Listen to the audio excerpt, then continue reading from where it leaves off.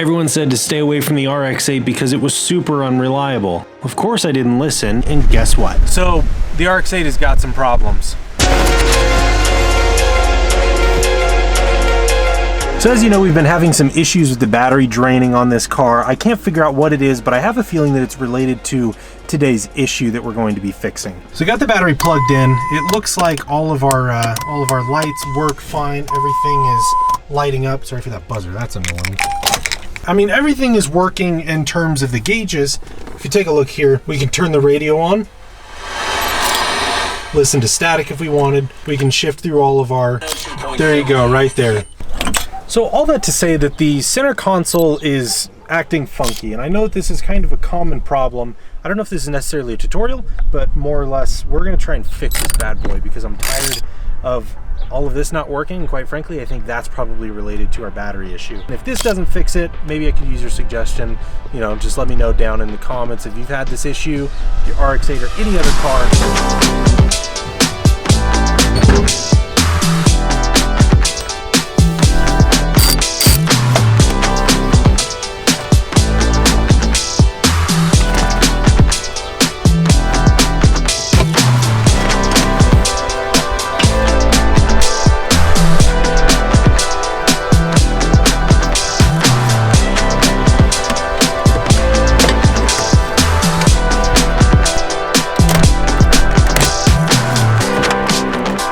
We are already finding issues. These screws here are supposed to be pushed all the way in, and it looks like these ones here, maybe these are some sort of connector, is not at all. So that's probably the main reason that this display is not working. So I'm thinking that that's probably why this is having some issues. We need to pull this out and see if we can't fix all that, kind of get it back together. So we've got the faceplate off, and now you can actually see what we're looking at. These little connectors here and here, or we'll go on to these pins there and there. And the way that all this is held together is just by using these gold threaded adapters. Those fit right into here. There is 1, 2, 3, and 4. The problem being that these little adapters are supposed to hold this entire faceplate on, like sitting in here and then being stuck in these holes like a threaded insert, and then those screws go in here, hold it all together. That keeps it on the face, which in turn keeps these connectors here connected to those, and all of this circuit stays connected. And what causes that essentially is that these are old and cracked, and when they crack, those threaded adapters come loose, or at least that's what it seems like. So what I'm going to go ahead and do is pretty much pull these threaded adapters off, shove them back in here with a bunch of glue. If it breaks again, then we'll just order a new faceplate that doesn't have the crack in it.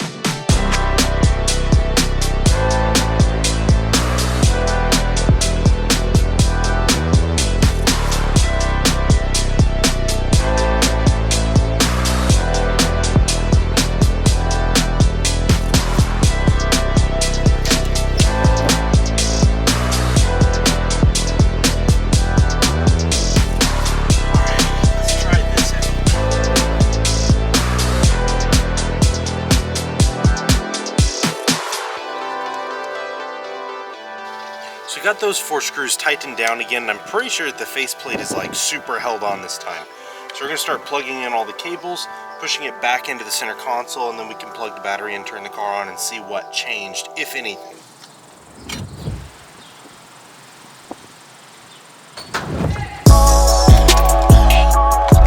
There's that. Feel the air came on. Hey, well that's working. Okay, the lights don't work there. Radio.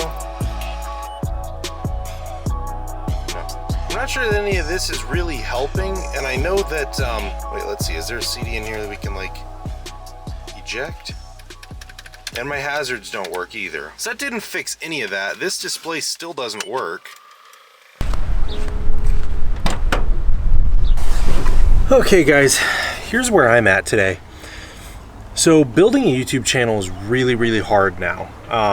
10 years ago, you know, you could just walk around to the camera, point it at yourself, talk to it, and all of a sudden, there's nothing else for YouTube to show you, so it would just show you those kinds of videos. But because it's so competitive now, everybody's on YouTube, every brand is on YouTube, and only the best of the best succeed. The channel that you're watching right now, Cyber Run, down below, is about a month old as the time of recording this. We've got like 180 subscribers, and You guys are great. Every single one of you have been chatting a lot in the comments, and you guys are awesome. But you know, of course, there's always the next step. And in order to sell our products and to be successful, quote unquote, you need a little bit more than that, to say the least. And like I said, I know that 180 subscribers in 1 month is a lot. And we actually had one of our videos kind of take off, blow up a little bit. And if you look at the analytics, the graph, basically the views, you can just see it boom and skyrocket. And it was so exciting. I was like, we're actually doing this. Like, this is actually going to happen. And so basically today, it was getting like 2,000 views a day. And then today, it just stopped. And all of today, it got like 150 views. It's getting like 5 to 10 views an hour now. And you can basically see where the YouTube algorithm deemed that video no longer good enough to suggest next to all the other videos. So that's where I'm at. That was really tough because, you know, it's like, of course, being a YouTuber, you put a lot of work into what we do here. And to see it fail just really sucks. Anyway, we're going to keep making content. I still don't know what's wrong with the RX8 here. We've tried. You saw what we tried. I'm thinking maybe it's a fuse at this point. It could also be the actual display. I do have a new display out in the shop. So I think next we need to do is basically pull the fuses, try and see which ones are bad, if any. And if none are bad, we can actually just rip everything out, replace that display, and see what happens then. All right, guys, let's get going on this. So now we're going to test these fuses. There's actually this fuse box down here in the footwell, and I have a diagram for what these ones are here. So we can test these and see if that is going to fix our issue in here. So I actually got a fuse tester and a big pack of fuses. This is from the Miata. We were working on that a few months ago and had some issues. We bought all of these right here. And we've got this fuse tester to make sure that some of these are, you know, good or bad, if the case may be. I don't know how much this can be trusted, but I actually did find this diagram here. So if this is to be believed, all of these fuses are fine. I'm actually going to try and replace that display up in the center console because that might be the issue. This issue with the center console not working, usually an issue with wiring or that front face not staying connected. But that's connected, it's definitely connected now.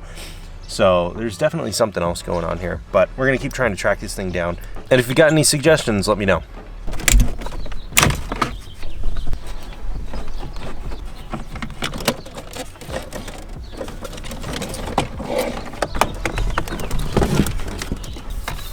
I do the bolts. Emily likes to do the bolts. I do. They're fun. Yeah, and then she gives me the part where we rip the plastic out and hopefully not break it. So basically at this point, we got the new display that we got from the junkyard sort of just set here in the center console. Nothing is like pushed back in, but everything's connected. So the circuit should be complete nonetheless. We're gonna plug the battery back in and try and turn the key on and see if all the lights and display work. If not, it's some serious issues. If it does, we fixed it. So we've gone through and tested a bunch of stuff over the past 2 days. It's been the whole weekend. If you turn the lights on, these lights do work, but a lot of the buttons don't work. What we found on the back here, because there's no way to solve this. I mean, everything that the internet suggests, everything you guys suggest just isn't working. We actually looked in here and this entire circuit board is completely destroyed. So I'm thinking that we just need a new faceplate. In the meantime, I just want to double check and be sure that it's not related to the battery drain. So we're going to test the battery really quick. But the battery thing is something for my dad to help with. I would say we have nothing going. Go plug that unit in. I show nothing, Joe. What the heck? Might just be a slow... I still got nothing.